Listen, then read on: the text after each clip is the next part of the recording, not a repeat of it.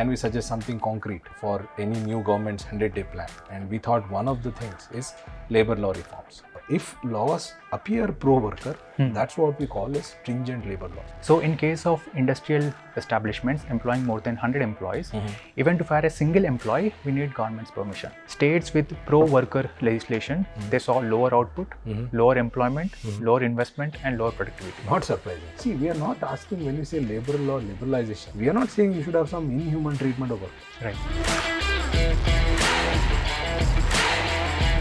Hello all. Welcome to episode 9 of Interpret, brought to you by Center for Analytical Finance at ISB. This is Prasanna Tantri. I teach finance at ISB. With me is Raja, who is a PhD student, third year, right? Third year. One of the toppers of IIT Hyderabad, second in electrical engineering, and also an MBA from XLRI.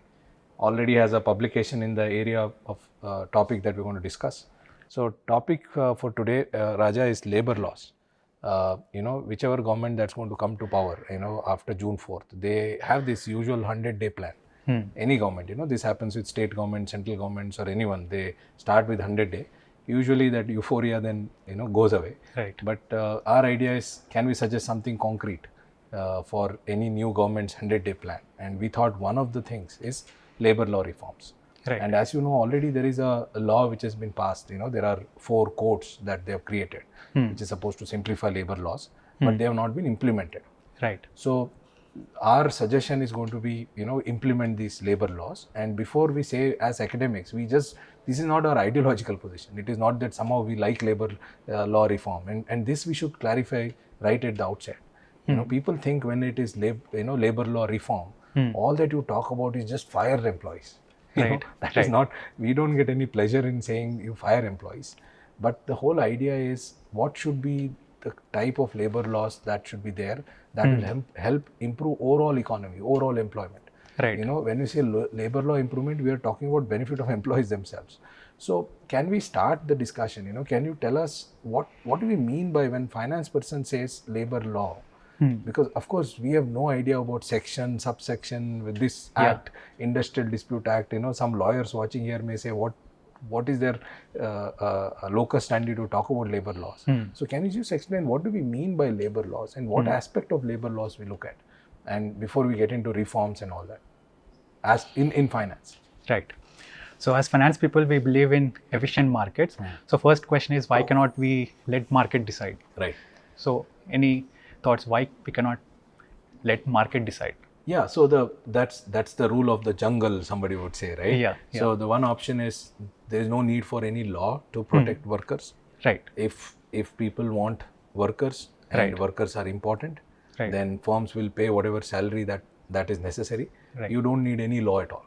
Right. This is the extreme view of sort of market oriented efficiency kind of a view in finance. That is also there, but we all know that markets are not that perfect. Right. When you say perfect market, you assume a lot of things. Yes. First thing you assume there is full information, full mobility.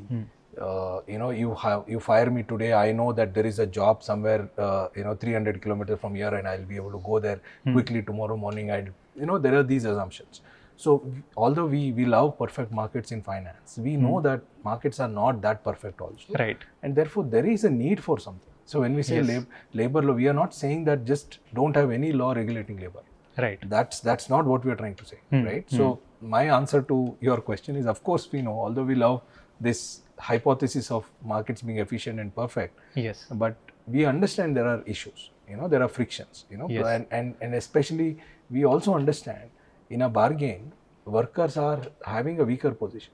So when markets are not perfect, when you bargain employer and employee, employer can tolerate some inefficiencies, even if it leads to some loss. Right. For worker, it may be tomorrow's food, right? So we understand there needs to be some protection. Right. Right. So that assumption we can just forget, that markets are perfect and there's no need to have labor laws. We are not talking about that. Yes. Now, assuming markets are imperfect, right? Is there should we go to another extreme where government will decide labor like what we have in India? Right. And what should be the level of labor laws is what I think we are going to focus today. Yes. Right. So what's the view in the literature on this? Yes. So before that, I think we'll set the basics because we want some frameworks in place. Sure, yes. Labor laws can be classified into 3 categories. First is employment law. Employment law, this we deal whenever we work in a company. It is like the number of working hours, the minimum wage, and conditions under which the employer can fire. All these come under employment law. Right. By fire, we actually mean removal. There is a, I remember during that Cold War time, if you read that literature, what you mean by fire in USSR and what you mean by fire in US were different. Yes. US somebody says fire is losing a job, and here fire is actual firing. Yeah. So the first set you're saying is regulating terms of employment. Yes. Right? Those are kind of laws. Yes. Our Industrial Dispute Act, does it fall under that? Right. Yeah.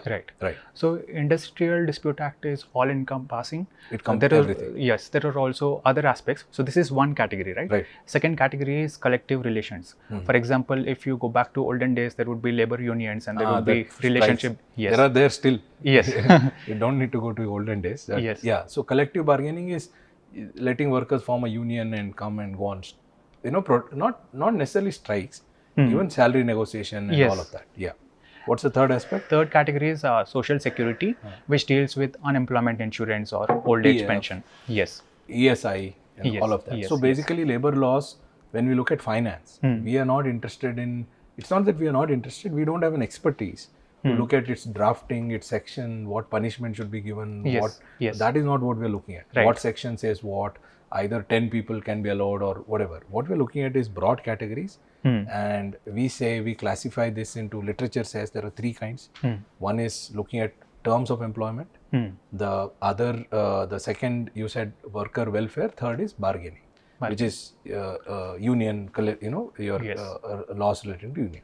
Yes. So these are, so when you say labor law is stringent in a country, so let me take a guess, a country where terms are extremely not flexible at all. Yes. Government says that once you hire, then you cannot remove these workers. Is it the case that in India, if as per rule, to fire, which means remove, not the fire that I'm talking about, you need government's permission?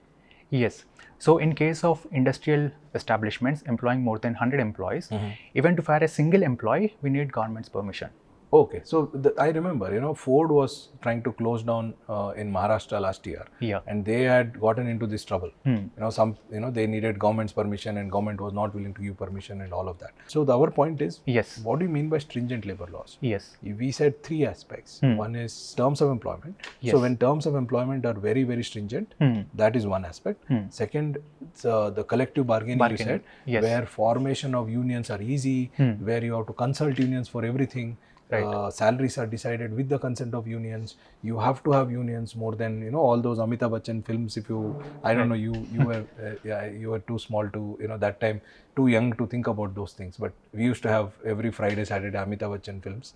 I was in Karnataka and watching. Doordarshan was the only channel, and every film had this same theme.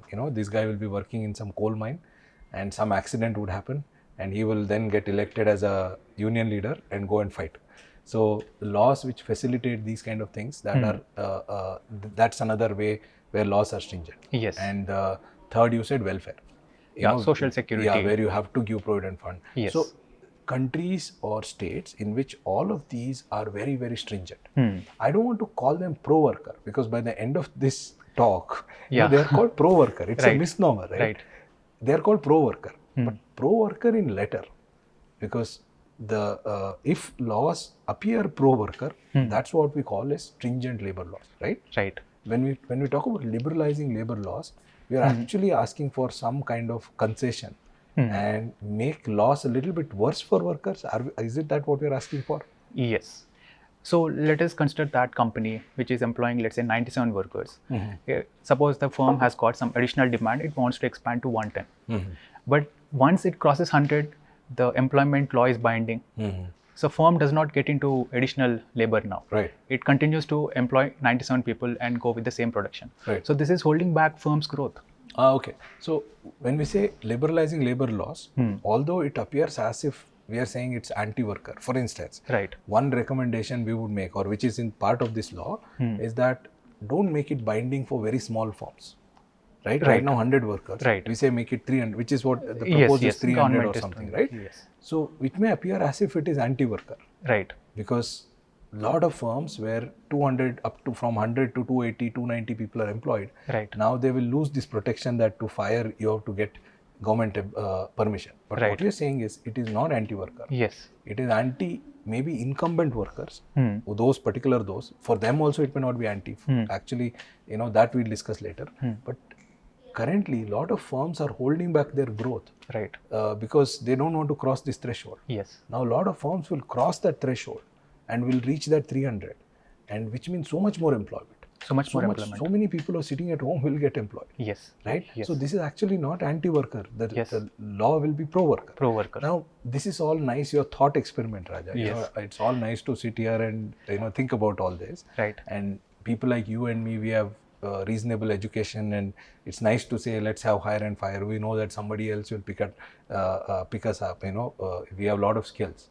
But then, is there some evidence? Let's now talk about this. Show is all about academic papers, and so far we've been chatting without any evidence. And one of the things that I've been telling viewers, that we will not make any unsubstantiated claims. We will only make claims which are backed by high quality peer reviewed publication. That's, if you ask me what's the difference between this podcast and anything else, is we will not make any claims, and it doesn't mean they are all true. Let's be very, very, it's science, right? Science is what? It's falsifiable, right? There is a hypothesis, somebody has rigorously tested and said this is the result. Now, somebody else can improve on that methodology and say this is wrong. That's fine. But it's any day better than random talk which is based on ideology. Right. Right? So can you tell me, is there some evidence supporting this claim that you said that liberalizing labor laws, which means making it anti-worker, is actually helpful, is what your claim is? Yes. So is there some evidence internationally, and then let's discuss India and so on? Sure. Yeah. So I'll go to the first paper. The title of the paper is The Regulation of Labor. This paper got published in Quarterly Journal of Economics, Top Econ Journal in 2004. Yeah. So what this paper does I think is... we should say economics. Econ, a lot of people may not be familiar. So remember, when you say top economics, when we are familiar and it sounds, this is a journal with an acceptance rate of something like 5-6%. Right. Right. The rigor is so much. It is very peer reviewed, and this is one of the top journals. Right. Right. So yeah. So what does the paper, what does it do? Yes. So this paper examines 85 countries, and the basic question is this: do stringent labor laws inhibit economic growth? The stringent labor laws where firing is difficult, where you allow unions and those kind of laws. Right. Right. So first question is, how do we measure this stringency? At the end of the day, law is qualitative. We have to come up with some numbers to measure stringency, right? And for this, the paper examines several dimensions. So we have seen those three categories, right? Employment, collective relations. Right. In case of employment, there could be one aspect, which is the cost of firing workers. So in order to let go of one worker, the company has to consider the notice period. There is also severance pay, and if there is some other cost, all those costs have to be borne by the company. When we say, I think we should inform the viewers. In finance, when we say cost, it doesn't mean that you pay from your pocket immediately. Right. It's basically, we use the word cost as also proxy for difficulty. Right. If you have to seek government's permission. Yes. Which is the highest level of difficulty. Yes. Right. We say it is costly. Right. That means it's very difficult to fire these people. Right. So cost doesn't mean that you have to shell out and pay some compensation. Right. Yes. So when you say it's costly, that means it's not necessarily they have to shell out so much money. There are stringent procedures, and it's very complicated. Yes. Right. Implementing these laws is very complicated. That's what we mean when it is costly. Yes. So we have to make some judgment calls. I mean, in this paper, suppose if the company cannot fire employee at all, then the cost is set as 1 year annual pay. Sure. Right. So there is an upper limit. Yeah, that's an assumption there. Yes, assumption. Yes. So we have these three categories, and they come up with the aggregate measure of stringency across three categories. Their main finding is that countries with stringent labor laws, their economic growth is lower. They have lower employment, and how many countries they look at? They look at 85 countries. 85 countries. Yes. Almost all major countries in the world. Major countries. Although we have now close to 200 countries. Yes. But you won't get data from. So they have basically looked at 85 countries. They have studied their labor laws. They have looked at the relative difficulty of, cost of implementing labor laws on these 3 dimensions. And they have classified these countries as tight or liberal or middle or liberal, whatever. And then they find that countries where labor laws are very tight, their economic growth is lower. Is that what they find? Right. So male participation in workforce is lower. There is larger unofficial economy. Right. Companies are moving from formal sector. Is it only male or it's only male? Is it? Yeah, they find in case of male. In case of female, it is neutral. They do not find difference. Right. But broadly, it is increasing unemployment. Right. So the laws for which worker welfare is, they brought in laws keeping protect workers. Yes, to protect workers, and that is leading to unemployment. Yeah. So that happens with most of government policies, right? It is supposed to, it hurts exactly the same category of people whom it is supposed to protect. Right. So most of the pro-poor programs actually hurt the poor, and it's very well known. It is there in, this is one case where the so-called employment protection laws are hurting exactly the category of the. So you're saying in countries where these laws are very stringent, in those countries employment growth is lower. Yeah. Job growth is lower. Yes. And informal economy is large. Yes. So informal economy, so then you have 2 categories of people. A creamy layer which works in these large companies where these laws apply, and most people work in informal economy where nothing applies. Right. So it's like if you're working on a farm field, if I have to fire you, all that I have to do is not call you tomorrow morning. So when you make laws, think about in farm or any domestic maid that you employ, how, firing is what? Just say get lost. Right. Right. So what this has made, these stringent labor laws have forced most workers to live under no labor laws. Right. Which is the first thing that we discussed, right? Right. So we as finance people ourselves are saying that much of liberalism is also not good. Right. Where there are no labor laws. But stringent labor laws eventually lead to a situation where most of the workers will work under no labor protection. This is the sort of main finding of the paper, right? Yes. Okay. So this is international. I'm sure there are many such papers. Unfortunately, we don't have time. Right. So is there something on India? Burgess and Besley we were talking about, and we have also worked on this area. Right. So can you shed some light on what's the research on India? Yes. So interestingly, in India, labor is concurrent subject. That is, central government can formulate law and state governments can make amendments. Both have powers. Yes. So as a result, after the Industrial Dispute Act, several states passed amendments, and now we have heterogeneity across states in terms of. We love researchers like us. We love. We need this treatment and control. Right? Yes. Otherwise, you have to go for 85 countries. See, the problem with 85 countries, with all fairness, although this is a great paper and they started. Right. But people can always say that how do you know it is because of this law? Yeah. Because those countries which have stringent labor, of course, researchers would have taken care. They would have, I'm sure you've seen the paper, they would have seen that industries where labor matters, that is where this is showing up and all of that.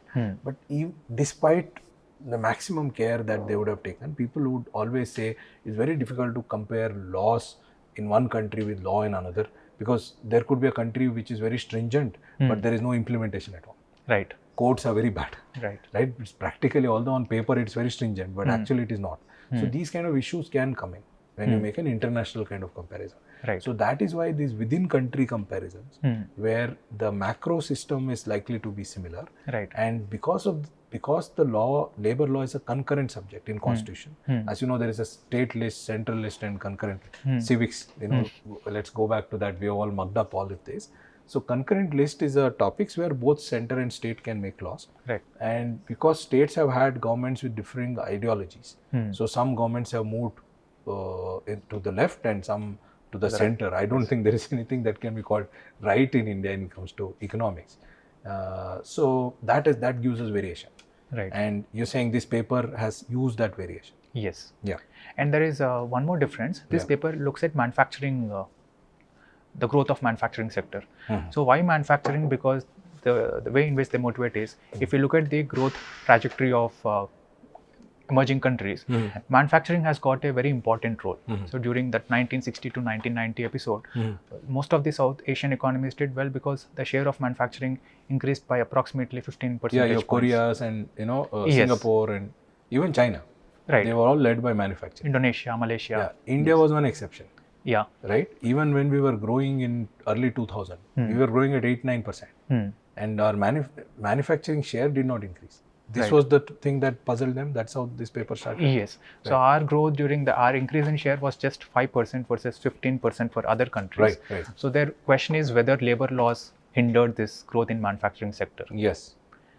And for that, they look at So one of the reasons why Indian manufacturing did not grow, it is not that the taxes are high or infrastructure and all is an issue. Yes. But one big hindrance is labor laws, stringent labor laws. yes, Basically, look, if I have to go and seek some government officer's permission to shut down my plant when I'm losing money, I will not enter itself. What these officer types don't understand is that they don't get this point that if you make exit very difficult, entry will not happen.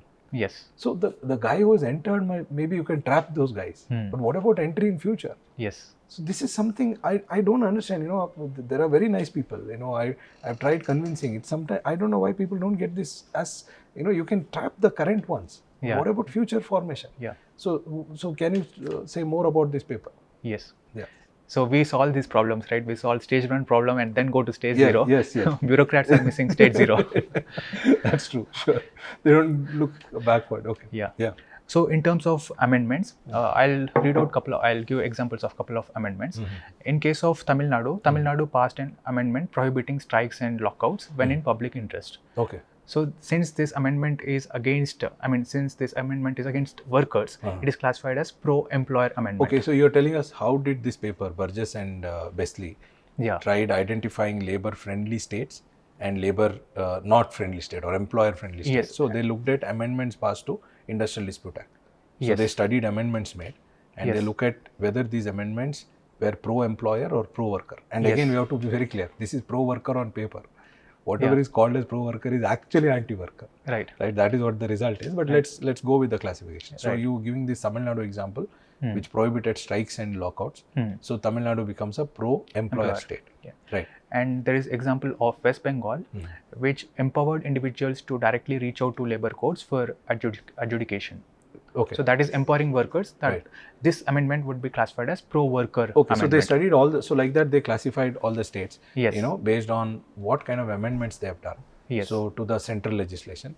So more and more they make labor law stringent, which means more procedures, more, closing down factories difficult, removing workers difficult. In that cases, this becomes pro-employee.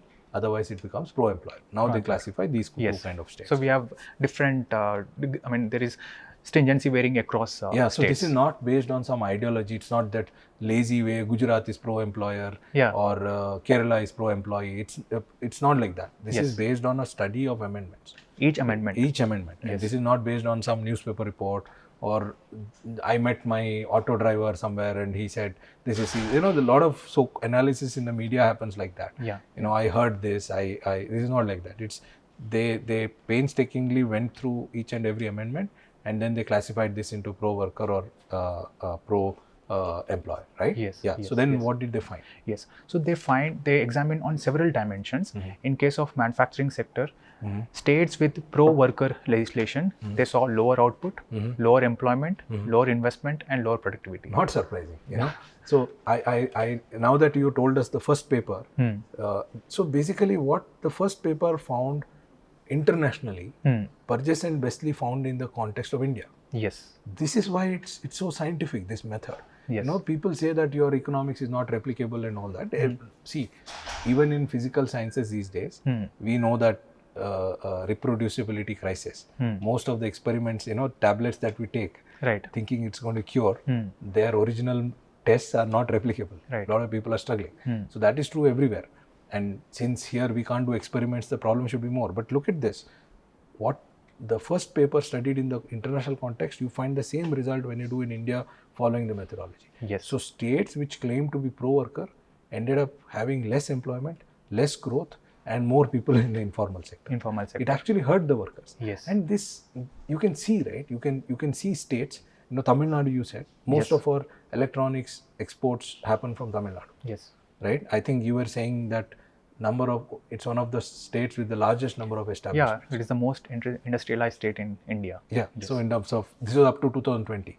Things are changing now, unfortunately, right? They are going with freebies and all kinds of stuff. But so what appears, this is like more like your parents, right? what appears tough at this stage, actually it is for your benefit. You know, it's easy to tell you, you know, I can give you everything you want when, you know, give you money, all kinds of freedom, and then you will, after 20 years, you will blame the parent. Right. You know, most of our parents were not like that. So states which actually made pro-employer laws, which made life a little, on paper, a little bit difficult for workers. There was a chance of they being fired, which means removed in these states. Strike and protest were difficult. Actually ended up creating more employment. It actually benefited the worker. And we should be very clear. See, we are not asking, when we say labor law liberalization, we are not saying you should have some inhuman treatment of workers. Right? We are not saying that there should be no toilets if there is a regulation which says there should be toilet. These are reasonable things. You know, we did not start with saying that markets are perfect and markets will figure out, right? And the, let's say employer causes some physical damage to workers. You know, there should be compensation. Right. You know, we are not talking about this. We are talking about these kind of procedures where you have to go and ask government to remove one worker. Yes. There are cases, I don't know whether you follow, you know, somebody has been removed and has not shown up to office for 5 years and 10 years and goes to court, and this guy is not able, employer is not able to fire them also. We are talking about that kind of unreasonable laws which are basically done to get votes of those workers. You know, you can think about, as a politician, you can stand in front of workers and say, look, I have done so much to protect you. So what this paper says is actually this politician is hurting them. Yes. That's the main message of the paper, right? Yes. So, and if you look at the broader outcome, poverty also. Okay. That is also low in case of, I mean, that is also high in case of states with pro-worker legislation. Yeah. And the beauty is, unlike the previous paper, here I'm sure they look at after this amendment. Yes. It is not just, it's not the nature of the state. Right. You know, some of these pro-worker states were doing very well before these things. You know, Bengal, for instance, was doing very well. Yes. Right, and there is a very nice paper documenting this, comparing Maharashtra and Bengal. You know, how it was during independence and how things changed now. So that's the finding of the paper. So this is same finding internationally and in India. Another thing that I noticed, that this Burgess paper, Burgess and Wesley that you said, people have looked at, found some issues with some states' classifications, changed here and there. We also looked at it in one of the papers, but their conclusions are broadly robust, right? Do you agree with that?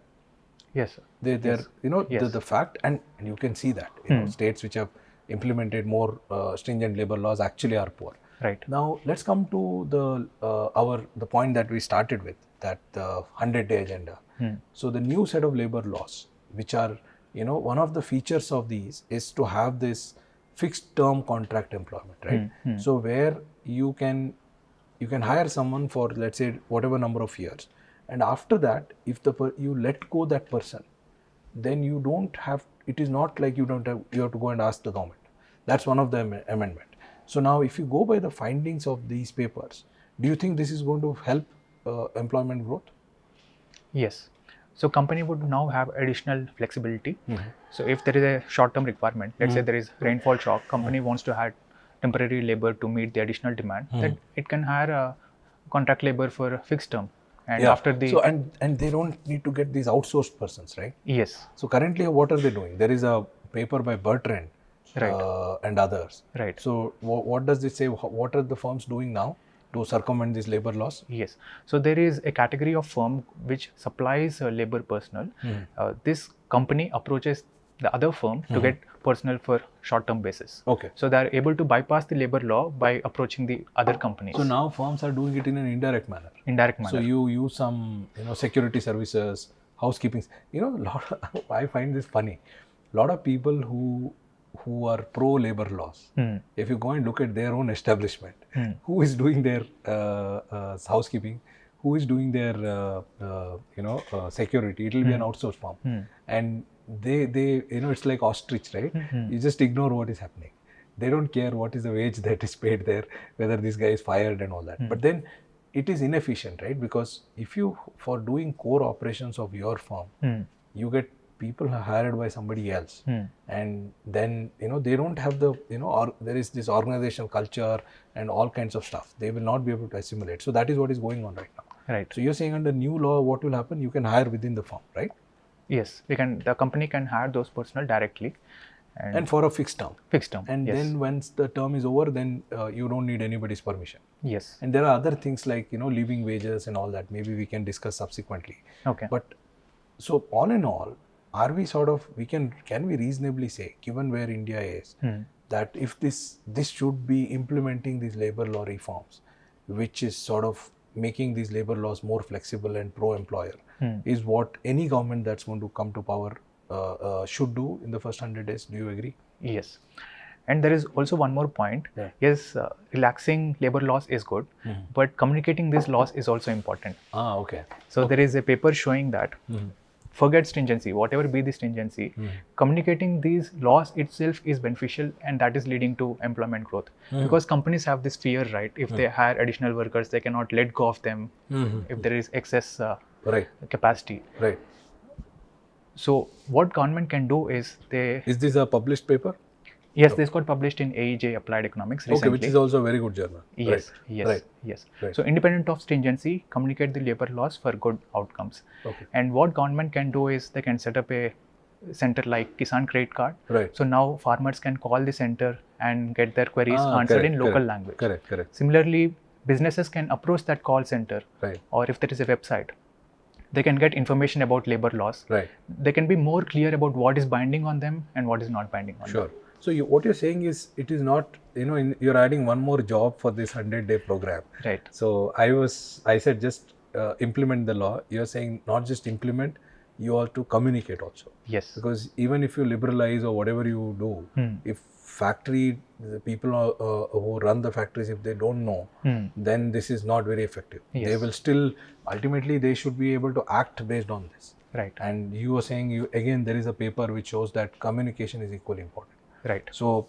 we hope that, I thank you so much, Raja. We'll continue this discussion. There are many other aspects of this. It is not that everything is rosy. There are some issues. Some papers have shown some issues with labor laws. We can discuss that. And we have our own paper on labor laws, and we have something to say on contract workers. Right. Maybe we'll discuss that some other day. Thank you so much. Thank you.